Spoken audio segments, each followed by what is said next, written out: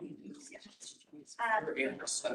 would like to welcome you to the Textbook Commission this morning on July 29th, 2026. We are starting with our workshop agenda, and again, we want to thank everyone for being here. We are going to start with our introduction of commission members, and we will actually start to my left with Ms. Atkinson. Hello, I'm Vicki Atkinson. I'm a public librarian and appointed by Cameron Six. I'm Rebecca Farley, Director of Cumberland County Schools, appointed by Speaker Six. Kathy Hickey, representing East Tennessee, retired teacher. Linda Cash, I am from Southeast Tennessee, right? I'm from Southeast Tennessee. I was appointed by who was I appointed by? The Lieutenant Governor. I'm so glad to be here and a little summer fog already. So, but we thank everybody for being here. My name is Mike Bell. I am also from Southeast Tennessee and was appointed by the Lieutenant Governor. I'm Billy Bryant. I'm a high school teacher at Millington High School in West Tennessee, and I was appointed to the commission by Governor. John Weston from West Tennessee. I was appointed to the commission by Governor Lee. Lori Cardoza-Moore, appointed by the Speaker of the House to represent Middle Tennessee. Christy Ball, Assistant Commissioner for Academics, representing the Tennessee Department of Education, as well as Commissioner Reynolds. Again, we want to thank you for being here. We appreciate it. We also welcome our Director Lee Houston, our Attorney Hayden, and Kendra is in the back. So thank y'all for being here. As we move into the workshop agenda, today is July 29th, and these are our agenda items listed below. You have your Schedule F advisory panel scoring and appeals process. We also have Schedule G textbook adoption cycle timeline and Schedule G scoring rubrics requests and TDOE supplemental materials quality rubric overview today. So right now we are on item 2, and that is our agenda items as you see. Are there any questions about the agenda items? Hearing none, we will go to number 3, Schedule F advisory panel scoring report and preliminary scores of materials with Ms. Lee Houston, but I think we are transferring that because she doesn't have a voice today to Hayden. Good morning, everyone. Hayden Shedd, General Counsel for the Textbook Commission.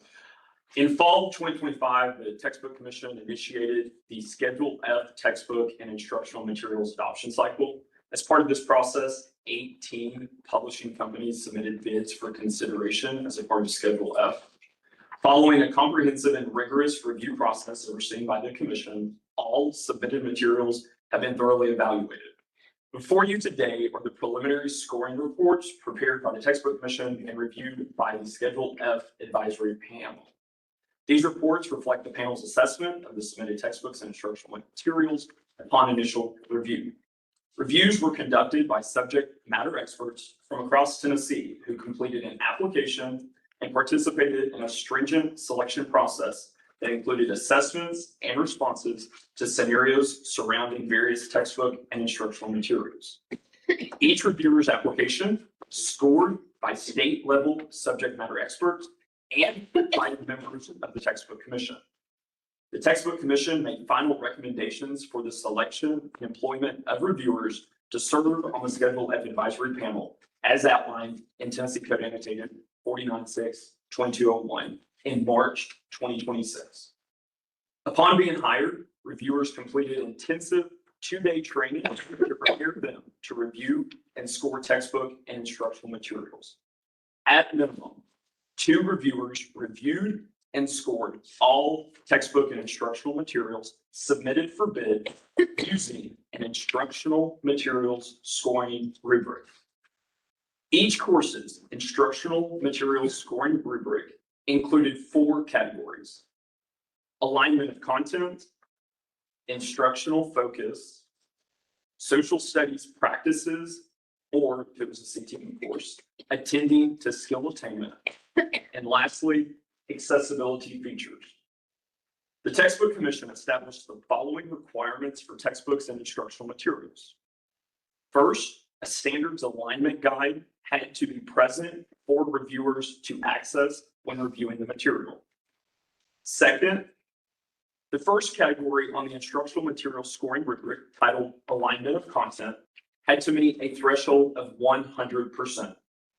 And lastly, the three other categories, instructional focus, social studies practices, or attending the skill attainment, and accessibility features had to meet a threshold of 80% or higher. All textbook and instructional materials had to meet or exceed each of these requirements set forth.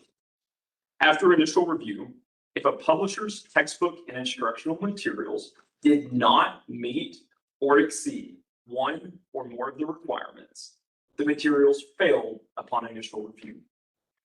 If a publisher has failed textbook and instructional materials, the publisher may revise the textbook and instructional materials and submit an appeal to the commission. At this time, I'm going to go over, upon initial review, the material that passed. I'm going to go over the material by publisher, and if I don't list it, then it fails upon initial review. Excuse me, Hayden, could you just tell us which tab this is off under? So I'm sure you're reading something. So this would be under tab 3 in your population. And the pass fail is that in the packet confused. Okay. It's Are we all there? Okay. It's listed by course first.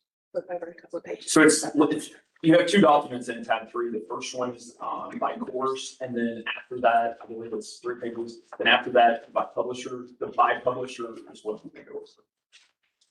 So for Hey, before you move into that, one of the things that I noticed is some of these had no passing material. And we had talked about that in our previous meeting about these are areas that sometimes we don't get a lot of publishers pushing forward. So I just want to remind everybody that if no one did anything wrong, sometimes the publishers just don't push forward. correct, and I'm going to go over some statistics after I go over the list and sort of just to give a good snapshot. So for Analytic Orange, that is the publisher. For kindergarten, Tennessee History Makers, The World Around Us, pass. First grade, Tennessee History Makers, Tennessee's Place in the United States, pass. Second grade, Tennessee History Makers, Life in the U.S., pass. Fifth grade, Tennessee History Makers, Tennessee History and Tennessee, United States, and World Geography, pass. For the publisher Cengage, Accounting 1, Century 21 Accounting, Multi-Column Journal, pass. Business Communications, Essentials of Business Communication, pass. For CEV Multimedia Publisher, Accounting 1, pass. Advanced Office Applications, pass. Business Communications, the title is Business Communications, pass. Business Management, title Business Management, pass. Introduction to Business and Marketing, pass. Introduction to Human Studies, pass.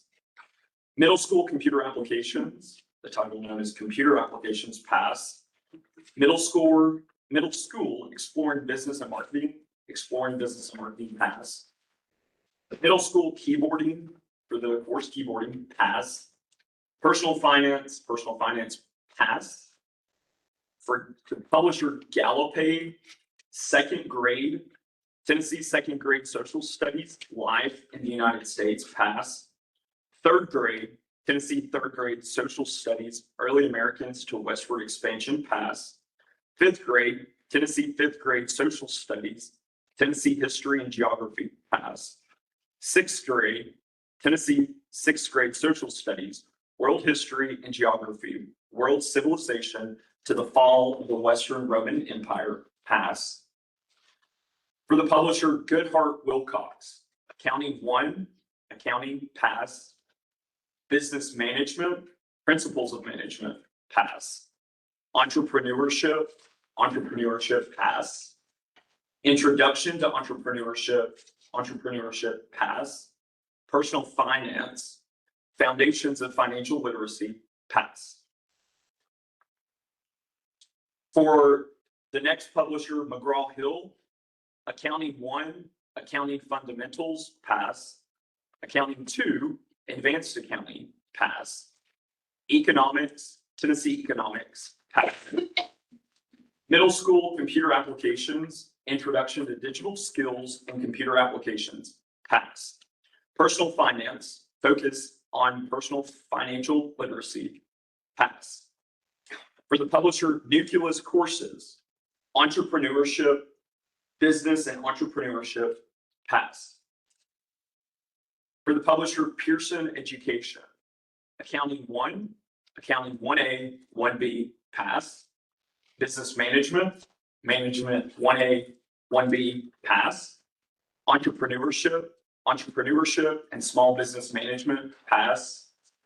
Introduction to Business and Marketing, Principles of Business, Marketing and Finance, 1A, 1B, pass.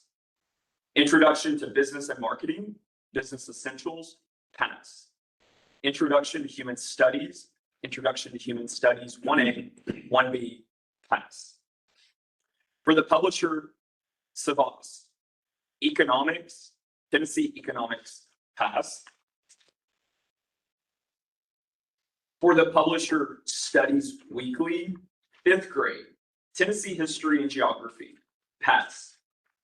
For the publisher Stuckett, Entrepreneurship, Principles of Entrepreneurship, pass. And that concludes the passing material upon initial review. Like I stated, I wanted to give a couple statistics. You guys have the list in front of you of the material that passed upon initial review and the material that failed.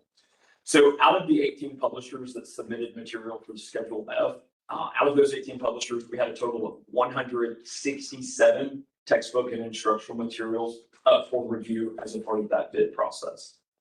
Out of that 167 textbook and instructional materials, we had 121 that did not pass upon initial review. Out of the 121 that did not pass upon initial review, only 8 textbook and instructional materials failed the quality component. So tables on those instructional materials, scoring rubrics, tables 2, 3, and 4, we only had 8 items that did not meet 80% or higher. All right. So out of 121, technically we had 113 items that failed only because of a lack of the standards. Okay. Questions? Is that, this is my first time. Absolutely. Is that pretty typical from what we've seen in years past?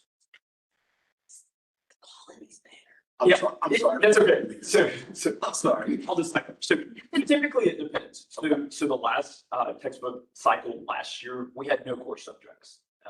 More or less, it was all CTE, and then we also had lifetime wellness. Back then, we saw a trend with CTE material, sort of the basis between sort of how the state looks at CTE material, and then a nationwide sort of view of CTE and all of those components.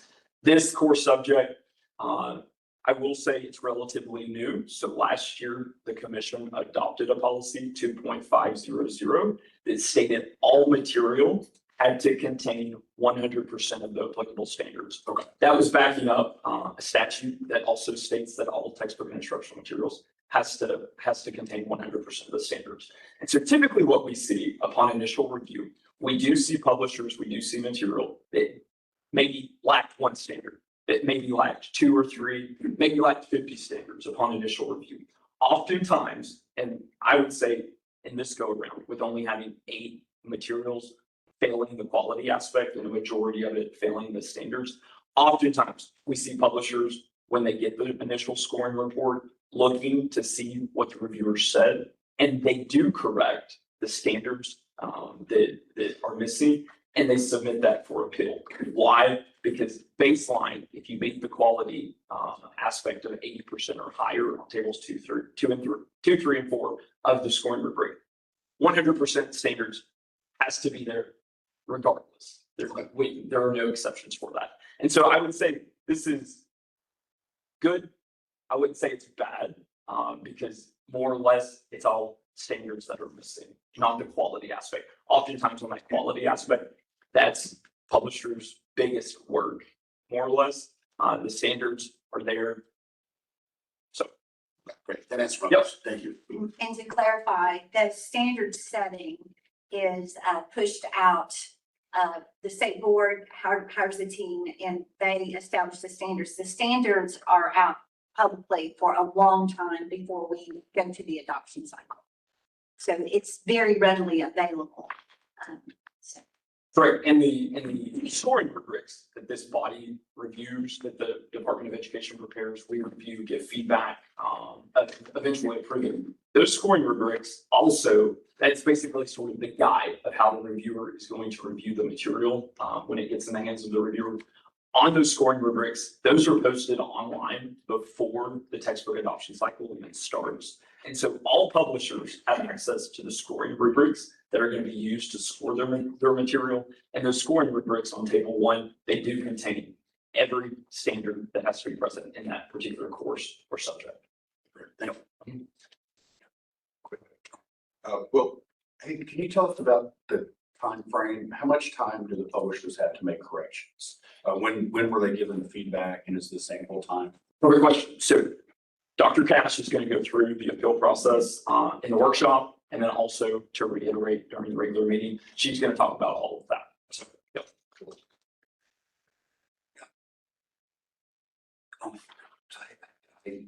So the standards, you said this too many times, they're out there, everybody's there.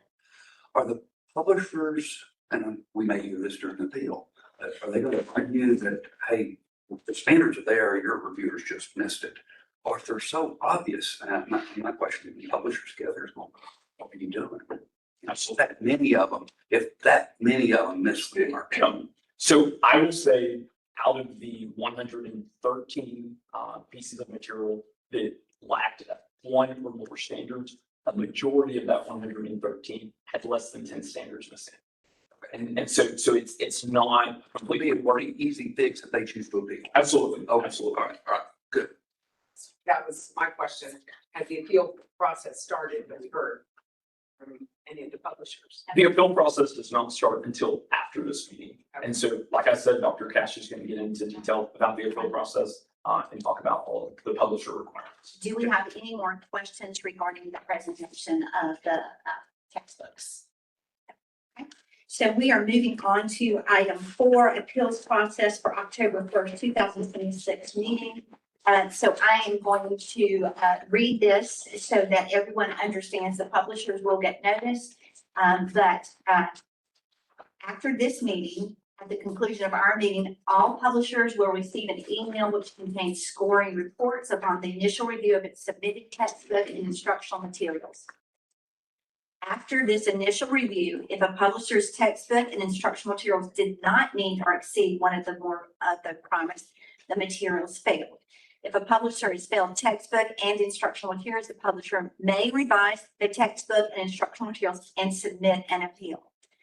I strongly encourage all publishers to revise and their material and submit an appeal. If a publisher wishes to submit various textbook and instructional materials for appeal, publishers shall submit an online application to submit appeal no later than August 5th, 2026 at 4:00 p.m. The link to this application will be sent to Schedule L publishers via email at the conclusion of this meeting. So they will be notified at the conclusion of this meeting that what they're doing is telling us that they would like to appeal. After submitting the application to submit appeal, publisher shall revise textbook and instructional materials and submit the revised textbook and instructional materials along with the revised standards alignment guide pertaining to only revised content to the textbook commission via email at tennessee.textbooks@tn.gov no later than August 28th, 2026 at 4:00 p.m. Central Time. Publishers who successfully submit an application to submit appeal and submit revised textbook and instructional materials by the requisite deadlines will have those materials reviewed again. After revised textbook and instructional materials have been reviewed again by the reviewers, publishers will be notified of the results beginning September 14th, 2026. If after review of the revised textbook and instructional materials, a publisher continues to have textbook and instructional materials that have failed to meet or exceed each requirement set forth, a publisher may request to speak at the upcoming October 1st, 2026 textbook commission meeting. Publishers will be sent information on how to submit a request and speak at the in August of 26. Publishers are also encouraged to review Commission Policy 2.600, as this policy contains more information on the requirements and specifications on a publisher's request to speak for the presentation.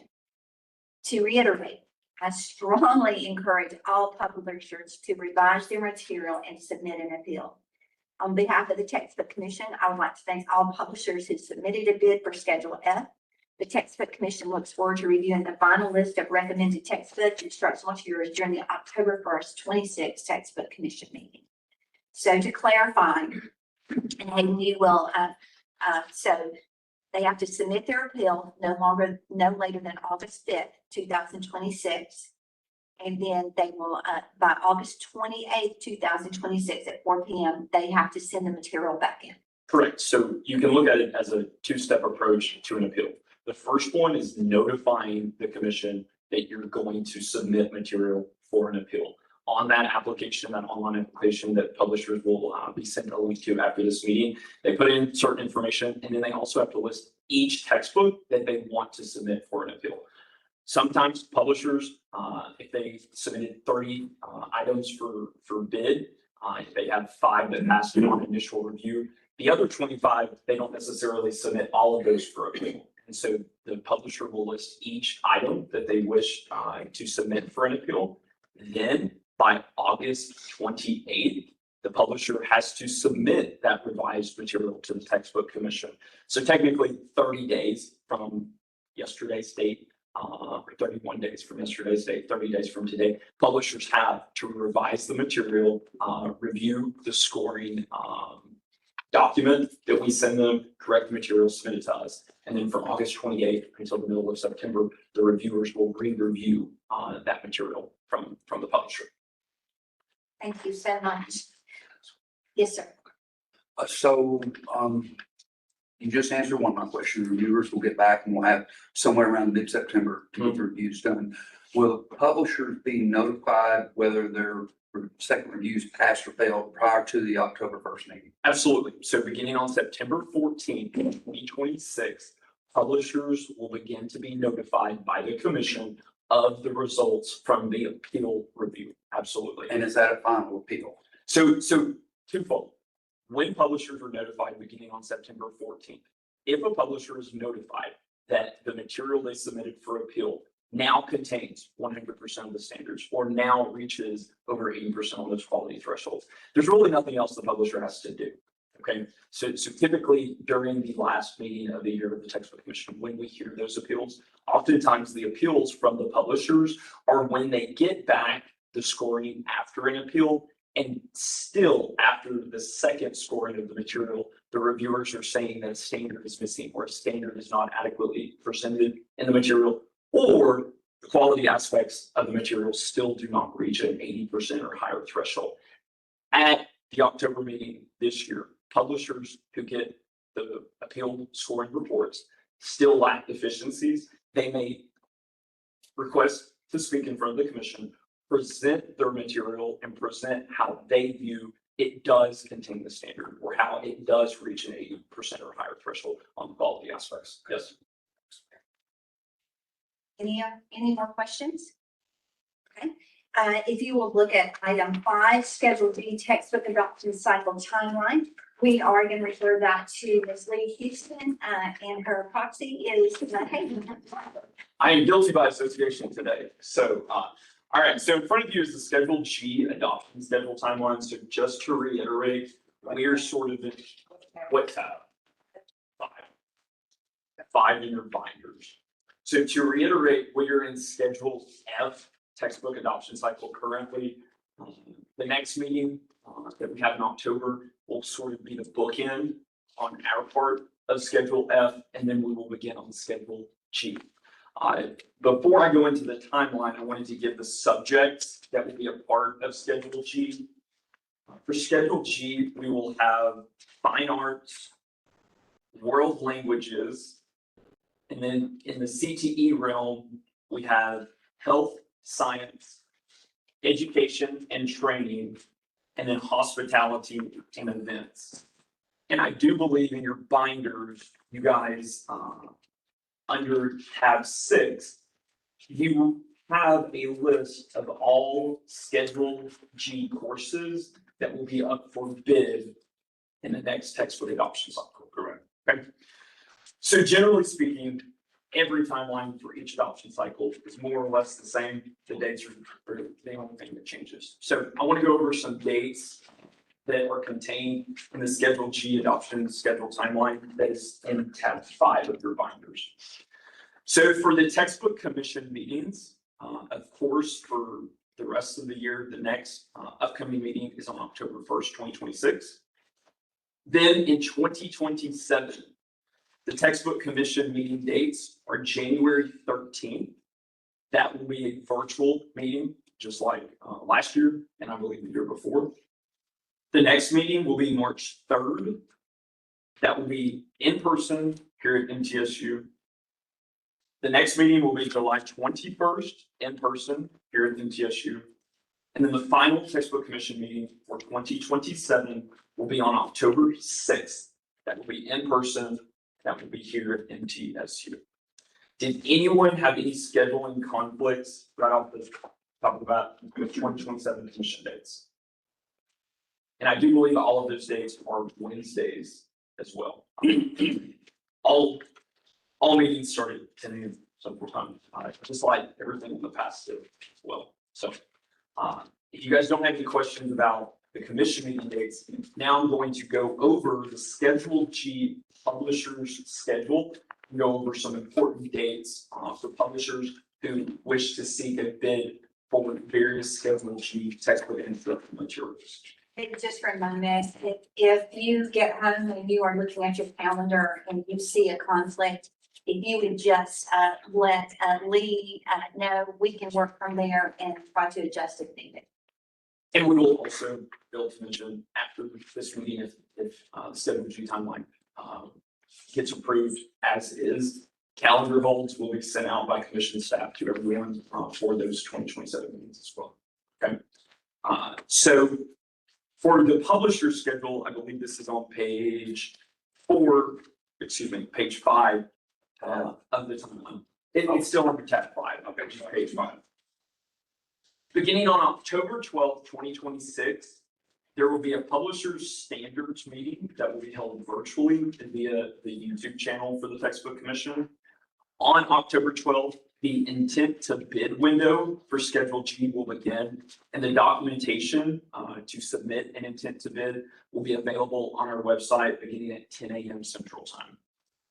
November 6th, 2026 will be the deadline in which publishers have to submit the intent to bid documentation to the commission. That deadline will be via email, and that will be at 4:00 p.m. Central Time on November 6th. Beginning on January 13th, 2027, the official invitation to bid documentation will be available online on the commission's website beginning at 10 a.m. Central Time. Dr. Cash, did you have a Just question? one question. In the past, we have had some publishers who had contact information that was not current. I just want to address that it's their responsibility to update us and give us the contact information. Absolutely. So a part of the intent to bid documentation that publishers submit to us, one is an online application stating to us, these are the courses, these are the materials that we're going to submit a bid for beginning in January 2027. The second aspect of that intent to bid documentation is a publisher contact form.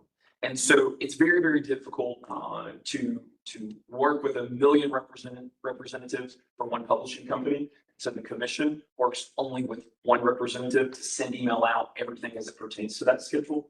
So a part of the intent to bid documentation is a publisher contact form. That is the contact that the publisher is presenting and giving to the commission as the official contact for the Schedule G textbook and adoption cycle. It is very important that if something changes at the publisher's standpoint with that contact, that the publisher does contact the textbook commission and submit an updated publisher contact form.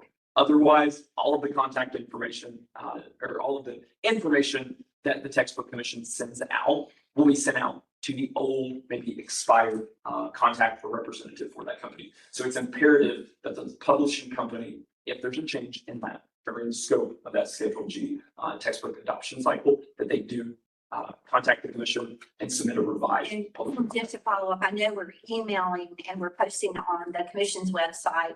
Is it posted anywhere else, like on the TDLE website or anything, so that there, in other words, are there multiple places for the textbook companies to look and find this information? Everything's contained on the textbook commission's website, first and foremost. Second, there is a form on the textbook adoption cycle, or the textbook commission's website on the specific schedules adoption cycle. Right. So currently we're in Schedule F. You can go to Schedule F right now. You can pull up that publisher contact form. Okay. Coming up, whenever the Schedule G intent to bid documentation is online, there will be a tab on our website that says Schedule G. Click Schedule G. Schedule G's publisher contact form will be posted online. So I please know that the background I'm pulling from is at a district level. So when I am bidding or doing anything, I have to have it in multiple places for people. And that's just my question. Is there some other place that this could be for, publishers to see other than just our website? Absolutely. So the only thing I can speak to is our website. Right. And so not only during the scope of when we're actively in a textbook adoption Right. cycle, there's that publisher contact information. But then after the material for a particular schedule has been approved by the state board, on our website, there's a different tab that says official list of textbook and instructional materials. And you can go schedule by schedule. You can pull up all the information. One of the pieces of information under each of those schedules is the official publisher contact that they had submitted to us so that districts can use it as well when they are procuring material. On the state board side? No, it is on the textbook commission's website. So I would like for us to have a conversation about, are there ways that we can make the public more aware of not just on the commission's website, but how do we make it more aware that we are in a cycle, what cycle we're in and the timelines. I don't, and again, I'm coming from a district perspective at this. I want as many opportunities for someone to bid that I can get, because I may get higher quality or it may eliminate. So that's just a question. Maybe Chrissy, you can help us with that. Are there some other way or some other places we could have some just connection for people to see? Yes, so there has been a time where both sets of information related to the schedule, adoption timeline processes were intertwined or intertangled between the textbook commission and the department. Since the textbook commission has our own website, and it's been kind of administratively set aside as its own entity. We have tried to maintain clear lines of communication because oftentimes vendors reach out to the department and it's an immediate redirect, that's not us, that's the textbook commission staff. And so I will say we do try and follow up with communication via newsletters and things that are being communicated out to superintendents once a list is finalized to share that information. However, we've really tried to keep kind of the entities separate between the department and our function, as well as the textbook commission and the functions of the commission separate, just to try and be clear. And so I know that doesn't squarely answer the question, but I know I'm not. I just wanted to kind of speak to, they used to be pretty integrated, but now they're no longer. They should stay. I'm just trying to But we figure out. can talk through some communication techniques and efforts. And if I may, so let me talk about the communication aspect of the commission. And so in each textbook adoption cycle, we have communication for just publishers that want to submit a bid. Correct. In that instance, they can submit that publisher contact form and they have been noted as a potential, or they are a Schedule F publisher. But we also have a wider database. And so there's also a link on our website for any publisher, any representative, any individual to submit a form to the textbook commission, and they get added to basically our listserv. That listserv goes out when we have important information, such as the beginning of the textbook adoption cycle, or if we have important information that needs to be relayed to anyone and everyone, not just specifically to publishers, a part of the textbook adoption cycle. So we do have one huge, I guess, database of publishers across the board, across the country. And then we also, we narrow that scope when we start talking about specific textbook adoption cycles. Do y'all have any comments or anything? Am I off base? I appreciate you saying that because I think if we can make it easier for parents and citizens to review and know when that process is coming up, so they can pay attention as well. I'll have to, we can work, I don't think, for this. One more thing. So, we also have I also have a full tech team. That's okay, that's good.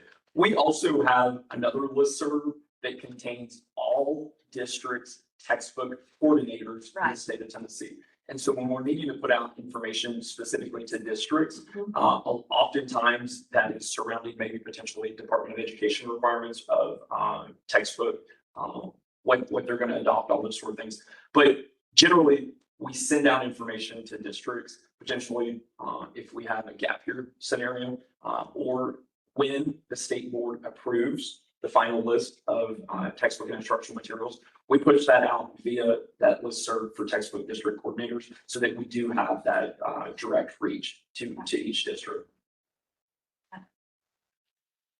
We'll talk more. I really, we'll just talk more. So, on the October 12th, the meeting's going to be, it's going to happen that day first meeting. I'm not saying I'm going to sit down and watch the whole thing, but would you send to the members of the commission a link? Because it works my schedule that day. I may just want to learn more and watch this meeting online. And so if you could send us the links to that, I would appreciate it. Absolutely. And that October 12th online virtual meeting, it is a very great video and a great meeting for publishers and also anybody wanting to learn about sort of the process that goes into submitting a bid and how that bid works through, I guess you could call it the commission's framework. So to go back to the publisher's schedule for Schedule G, the official invitation to bid and that official bid documentation will become available online January 13th, 2027, beginning at 10 a.m. Central Time. From January 13th until February 12th, publishers have to submit that material. The deadline to submit the official bid documentations to the commission is February 12th at 4 p.m. Central Time. Once again, publishers will submit that electronically to the commission's email. Then March 19th is the next deadline for publishers for Schedule G. March 19th is the deadline for publishers to submit to the commission any access links or instructions for online public review of all material, both student and teacher edition. And then also publishers have to submit by March 19th a publisher video recording. And that video recording is a tutorial about accessing the programs and the products that the publisher is submitting for bid. Beginning on April 1st, 2027, and this is the same every single year during a textbook adoption cycle.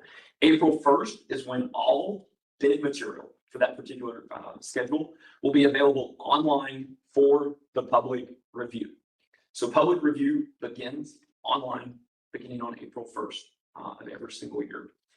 On April 22nd, 2027, that is the deadline for the physical delivery by the publisher of all sample textbook and instructional material bids to the textbook depository here at Middle Tennessee State University. And then also April 22nd is when the publishers distribute the material to the reviewers at a location to be determined. Okay. July 9th, 2027 is the deadline in which the commission will share with Schedule G publishers any public comment that the commission has received on any of their materials. July 21st, 2027, publishers will be notified of the initial review and the scoring of the initial review of Schedule G materials. August 31st, 2027 will be the deadline for those publishers to submit an appeal in the revised material. And that deadline, once again, will be 4 p.m. Central Time. Then October 6th, 2027 is when the Textbook Commission will meet to hear any appeals from Schedule G publishers and then also vote on that final list of recommended text to send to the state board for final approval. Any questions about publisher's schedule? So I do want to make a note, talking about public review. All material from publishers that publishers submit has to be available for viewing between April 1st of every single year. If an individual in the public in the state of Tennessee wishes to review the material in person, that doesn't begin until April 22nd in 2027. So Schedule G material will be located here physically in person for any person to come and review. And if they wish to submit a public comment, they can go online at that time. So if I were a member of the public, I wanted to physically, how do I walk in the door and know where to find it in this building? Absolutely. So there are directions on our website on a tab called Textbook Depository Collection Site. It talks about where the all of those samples are located. Samples are located here on the 3rd floor of the James E. Walker Library at Middle Tennessee State University, inside the curriculum room. So, and that is right here. And I believe, so what we always do, we always take a tour of it annually for all members of the commission, and then whoever might show up to the meetings. We take a tour, and the director of that is Kim Alston here at Middle Tennessee State University. She's a great coordinator, great at keeping up with all of the, for example, Schedule F, 167 items that are up for bid. So, Well, again, my question is, I'll walk in up here, I don't care what I read on the website, sir, I'm still gonna be lost. yes, sir. There are people here informed to direct the public if anybody from the public comes. Correct. The counter in the 3rd floor. Okay. Absolutely. Yes. All people have to physically come here. I mean, they can look online and know, but to physically see the whatever calendar, they have to come. Yes, ma'am. There's no secondary site. No. I will say, during the adoption cycle, when, once they're released, at the district level, we also have a set that the district is reviewing that our local people can come in and look at. If material eventually becomes approved by the state board, We only get the approved. yeah, each district can request up to 6 copies of certain materials. And those approved publishers are bound to submit those copies to districts for free. So Any other questions? We are going to move on to item 6, Schedule G scoring rubrics request. And I'm gonna turn that over again to Ms. Houston. Okay. absolutely. So like I said, the July meeting is really, you could look at it as the beginning of also another textbook adoption cycle. And so with the beginning of the textbook adoption cycle, we do request from the Department of Education, their subject matter experts, we do request that they begin to prepare various scoring rubrics for the Schedule G courses that will be up for bid. And so we request that, and we're more than happy to work with the department when we get those scoring rubrics to send those out to all the commission members to review. Absolutely. So this is just our request to start those rubrics. Yes, ma'am. And I want to say we fabulous job. Absolutely. Yep, absolutely. Let me ask a clarifying question. On this request, what is the deadline or due date that you want to draft to review if it's ahead of the commission? Just so we can ensure that we should have Absolutely. production time to get those ready. So if you can get them to the commission by September 17th, if not, no worries. But if we can get those by September 17th, we can send those out to the commission members. That would be a 2-week period before the October 1st meeting. We will hear potentially those scoring rubrics, review those at the October 1st meeting. If by chance you all have any substantive changes or questions that you would like to have something changed in the scoring rubric after October 1st, potentially the department go back, revise the scoring rubric, present that once again at the January meeting.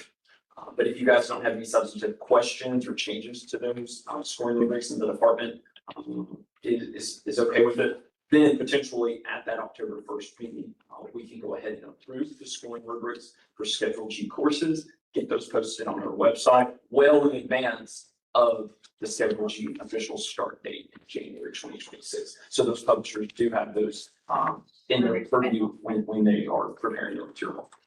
If there is concern or anything, if you want to contact them, we can work through that. I will just note, I do have a personnel limitation on the world languages. We don't have a state level world language coordinator. However, we are working to ensure that we have the functions of the textbook commission covered as well as implementations. So that's why I asked about the deadline and the due date on that, because I've got some personnel items to take care of. Any other questions regarding the request for the rubric? Item 7 is the supplemental materials quality rubric overview, and that's with the Tennessee Department of Education. This was also a request of ours from the department, and we appreciate their support. Ms. Wall? Yes, so on this item, if you'll flip to tab 8, you should see a familiar document that we've looked at during the previous meeting.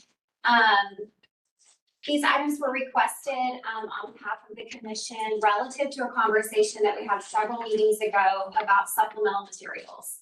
Supplemental instructional materials by definition are not a full set of curriculum materials and do not cover the scope of the full 180 days in a school year. So therefore, anything that a district may opt to consider, purchase, pair with other materials, or support current academic programming, the request was for this body to consider offering some quality rubrics, because the rubrics of this body for full sets of material are so strong that it may be supportive and helpful to districts to consider the quality criteria and the standards alignment that we follow as a commission when they're looking at the local level around materials that they may be considering.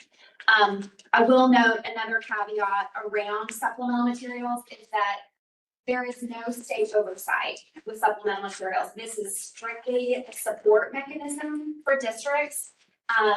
We don't maintain information around supplemental materials. We don't make purchasing decisions around supplemental materials, and we don't evaluate supplemental materials. And so the idea here, again, very explicit in the explanation and the overview of both of these. With the item and the 2 rubrics, the rubrics that have been prepared are, one is for elective courses, and then the other is to be used with CTE courses. The criteria and quality indicators are very similar, but again, the goal of putting together this type of resource and documentation to post potentially on the Textbook Commission's website to signal for districts to use really is simply a support mechanism.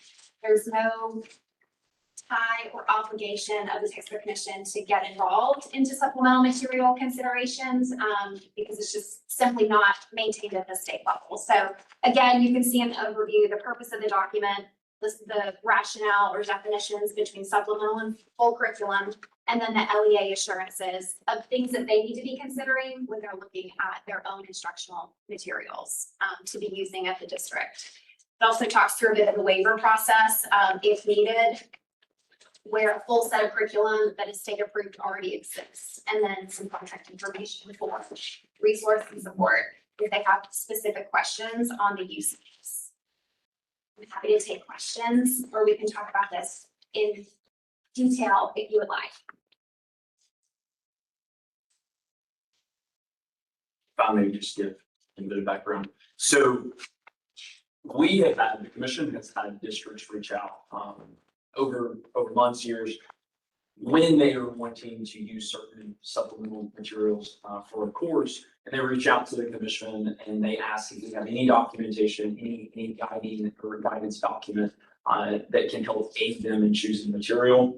This is that document. And so this document, if it's approved by the commission, will be posted on the Textbook Commission's website under the tab for districts. And then it will also be sent out to those textbook coordinators because the great part of this document and preparation by the department is to ensure that not only those primary instructional materials that come through the commission, but also those supplemental materials, that they are the highest quality, and that we do have the highest quality instructional materials in the hands of the students, whether that be primary or supplemental. Any questions? I just, I see there's legislation, and I haven't looked at legislation yet to back up what the purpose of the supplemental materials are for. My concern is that I have seen in various situations, not just in Tennessee, that people or educators are using supplemental material that don't comply with the standards that have been adopted and may work actually against the standards. How does our Department of Education address that issue? Okay, just gonna check that. So under supplemental materials, that is not a purview or review for the state of Tennessee. That is at a district level. That should be monitored by the principal in the district office. So the request for the rubric is because we had so many people saying, how do I know it's quality material? So this is just a resource for them. And at the district level, the first ask is to use high quality instructional material that has been approved. That's your first request. So supplemental material should not be used unless there is something missing or does not go to the depth of the standard. And in that sense, it has to go through an approval process. Now, do we monitor that as a textbook commission? We do not, and the State Department of Ed does not either. Our job is to be sure we vetted all of the textbooks that were available. So any Board of Education can ask those questions about a supplemental material. It should not be being used unless there is a gap in that sense, but it is still at the local level. So Hayden, correct me if I'm mistaken here, but this document doesn't change any policy. It just succinctly restates existing policy. Right. It's not binding, it's just a guidance document. Yeah. Gotcha. To support And districts.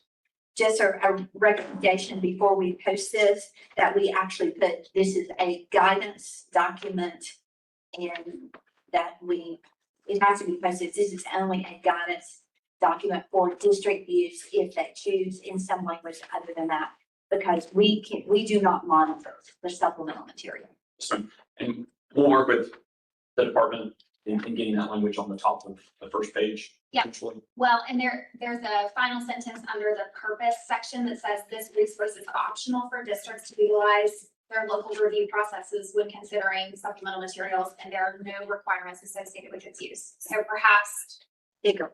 pull that up to the top line Yes, of yes. purpose is what Bigger. I'm hearing, At the which top, we're happy yes. to make those Yes, edits. yes, please. Yes. Well, and you did use language in that document. You said created to encourage. Lack of any statutory authority, that's all we can do is encourage. Yes. And there's, and as you've said, and as I said, there's no statutory authority for us to govern something. Even though I agree with Lori that there have been problems all over the country, but we don't have the statutory authority to deal with it. Are there any other comments related to the proposed optional rubric or supplemental materials? Hearing none, we will close the workshop session, move into our meeting agenda. If I can find the page.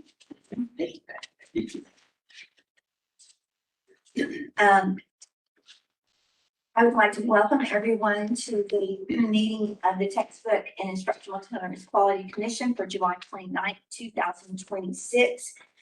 We always encourage you to send us messages or ask questions if you have those on our commission website. So I call this meeting to order.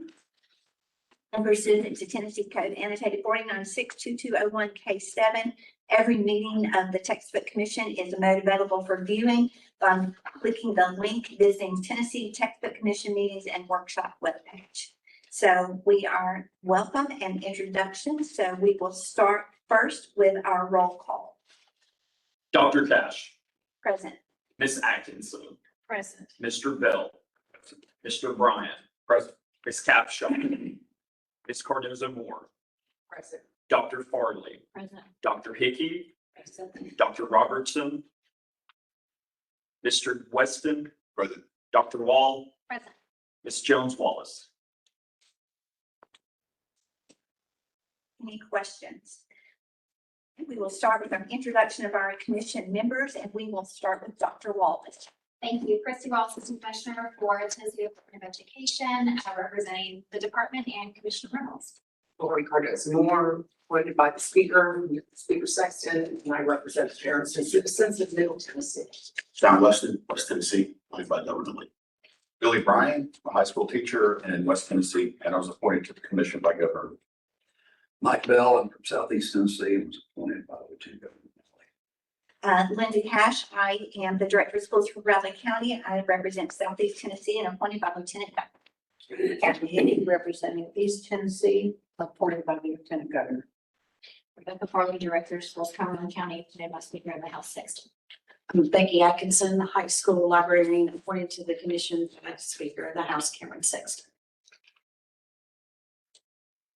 Lisa said is Are we gonna- executive director. Ms. Lee Houston, Executive Director, Hayden Shetton, General Counsel, Kendra Hayes, our Administrative Assistant. Yes.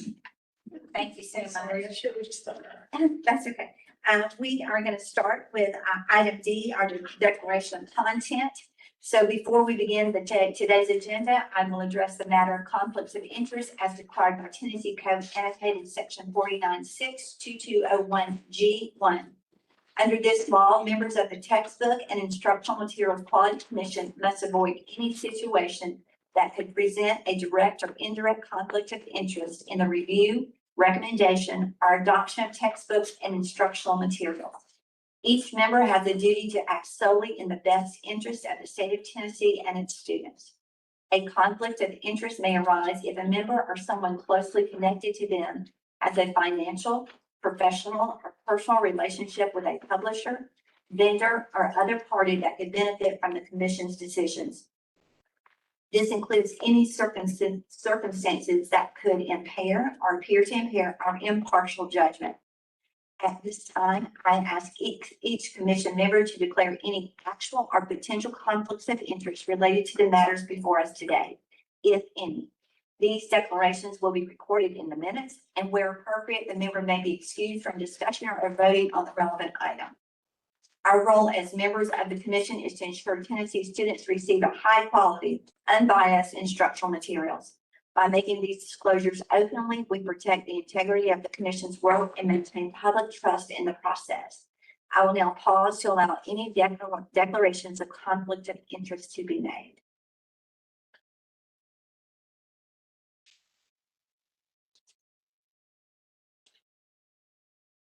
Seeing there are none, we will now move to the consent item, adoption of the agenda.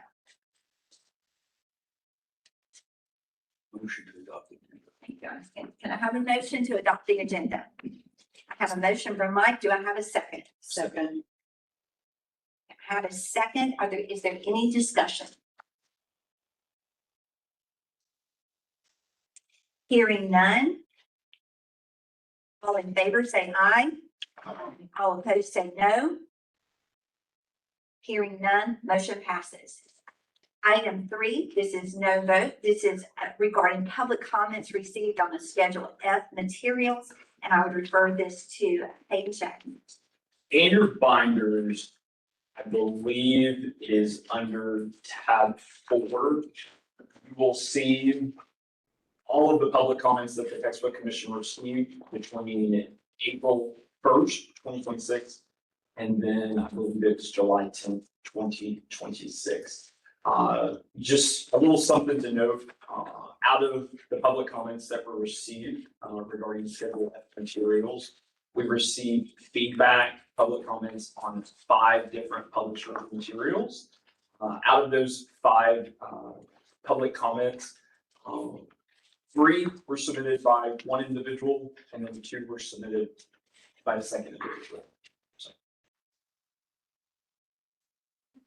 This does not require a vote. Do we have any discussion? question. Yes, Scott. So on a couple of the comments, it notes that teacher textbooks weren't available online to preview. Is that customary when the vendors are putting up their materials and they're visually accessible during the review period? No, so we had, I believe, 2 publishers that would not publish the teacher editions of their textbooks and instructional materials. When you go for online viewing, when you go online to the Textbook Commission's website, under that publisher's public access links, if that publisher failed to publish material online for review, it is noted online. So Is the recommendation to redirect the public to come here to view them in person if they can't access them and the vendor's not willing to make those transparent to the public? correct. Yep. I just wanted to clarify, I saw a couple of the notes that were left in the feedback.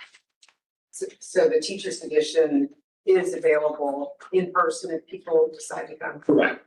Everything is available in person, 3rd floor MTSU's library. But 2 publishers, like I said, 2, potentially maybe 3, I don't have it in front of me, but they did not want to publish teacher edition for obvious reasons. But that is noted online. If an individual from the public did go to review the material, they don't see teacher edition available, it is noted that there are no teacher editions available from that publisher for Schedule F material. Any other questions? Do the publishers receive access to these comments as well? In case they Yeah, public comments. Absolutely, can speak. So the public comments are sent to the publishers, so only sent to the publishers in which we receive public comment on material, sent to the publishers, and then also all of the public comments that the Textbook Commission receive are disseminated to all of the Schedule F reviewers, and the Schedule F reviewers have to confirm that they did read all of the public comments. Dr. Cash, Yes, sir. Got a question. And I'm just picking comments here. 4th grade, second comment, page 65, in quotation marks, President Lincoln was a Republican and was against slavery. Yeah, so without context, I don't know if that person likes that comment, disagrees with that comment. Is it then assumed this is all they put in there? Absolutely. So what is in front of you is exactly what was submitted with their application. Okay. So there has been no editing done to any of these public comments by the commission. And so this is exactly what was submitted with the application when they submitted their public comment. Well, that's again. Public comment. So. Yeah. Moving on, we have number 4, we have approval of the minutes from March 4th, 2026. Do I have a motion to approve? motion to approve. I have a motion to approve. I have a second. Are there any discussions? Hearing none, could we have a roll call vote, please? Dr. Cash, Yes. Ms. Atkinson, Yes. Mr. Bell, Mr. Bryant, Yes. Ms. Cardoza Moore, Aye. Dr. Farley, Yes. Dr. Hickey, Yes. Mr. Weston, Yes. the motion passes. Thank you. Now, we are now on item B, Schedule F Advisory Panel Scoring Report and Preliminary Scores of Material. Do I have a motion to approve? Motion to approve. I have a motion and a second from Mr. Mike Bell. Do I have any discussion? Hearing none, can we have a roll call vote, please? Dr. Cash, Yes. Ms. Atkinson, Yes. Mr. Bell, Yes. Mr. Bryan, Yes. Ms. Cardoza Moore, Aye. Dr. Farley, Yes. Dr. Hickey, Yes. Mr. Weston, Yes. the motion passes. Item C, the TDOE Supplemental Materials Quality Rubric for Guidance. Do I have a motion to approve? Motion to approve. Do I have a second? I have a second. I have a motion and a second. Do I have any discussion? Hearing none, can I have a roll call vote, please? Dr. Cash, Yes. Ms. Atkinson, Yes. Mr. Bell, Mr. Bryan, Yes. Ms. Cardoza Moore, Aye. Dr. Farley, Yes. Dr. Hickey, Yes. Mr. Weston, Yes. the motion passes. We're on item D, Schedule D Textbook Adoption Cycle Timeline. Do I have a motion to approve? Motion to approve. I have a motion and a second. Do I have any discussion? Hearing none, could I have a roll call vote, please? Dr. Cash, Yes. Ms. Atkinson, Yes. Mr. Bell, Mr. Bryan. Yes. Dr. Farley, Yes. Ms. Cardoza Moore, Dr. Hickey, Yes. Mr. Weston. Yes. The motion passes. Item E, library materials appeal. Do we have any appeals for the commission? There are no appeals. Number 5, request to speak to public comments. Do we have anyone registered to speak? We do not. 2026 commission meeting dates and locations. Would you like to review those again? The 2026 or 2027, sorry. 26. So the last 2026 commission meeting date is in person. It's a regular meeting here, October 1st. I do believe October 1st is not a Wednesday. It is a Thursday. So that's the only note. So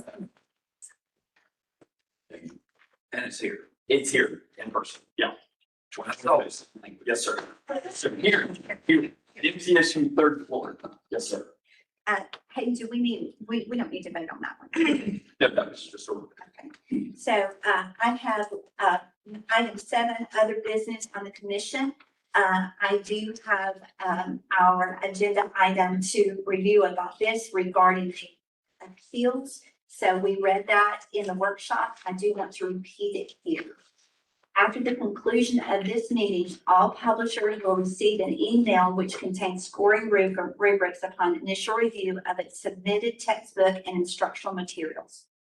After this initial review, if a publisher's textbook and instructional materials did not meet or exceed one or more of the requirements, the materials failed. If a publisher has failed textbook and instructional materials, the publisher may revise the textbook and instructional materials and submit an appeal. I strongly encourage all publishers to revise their material and submit an appeal. If a publisher wishes to submit various textbook and instructional materials for appeal, publishers shall submit an online application to submit appeal no later than August the 5th, 2026 at 4:00 p.m. Central Time. The link to this application will be sent to Schedule F publishers via email at the conclusion of this meeting.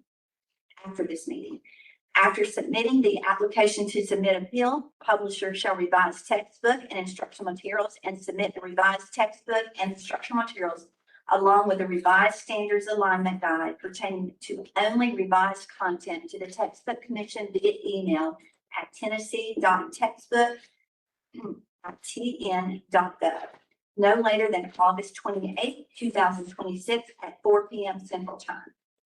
Publishers who successfully submit an application to submit appeal and submit revised textbook and instructional materials by the requisite deadlines will have those materials reviewed again.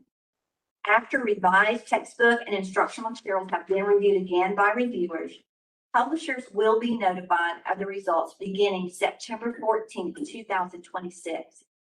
If after a review of revised textbook and instructional materials, a publisher continues to have textbook and instructional materials that have failed to meet or exceed each requirement set forth, a publisher may request to speak at the upcoming October 1st, 2026 Textbook Commission meeting.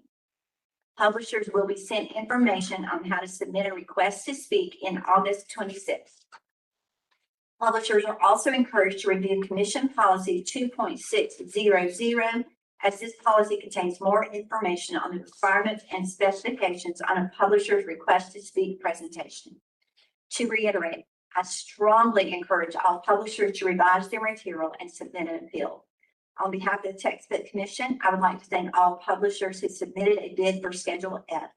The Textbook Commission looks forward to reviewing the final list of recommended textbook and instructional materials during the October 1st, 2026 Textbook Commission meeting. Are there any questions? Hearing none.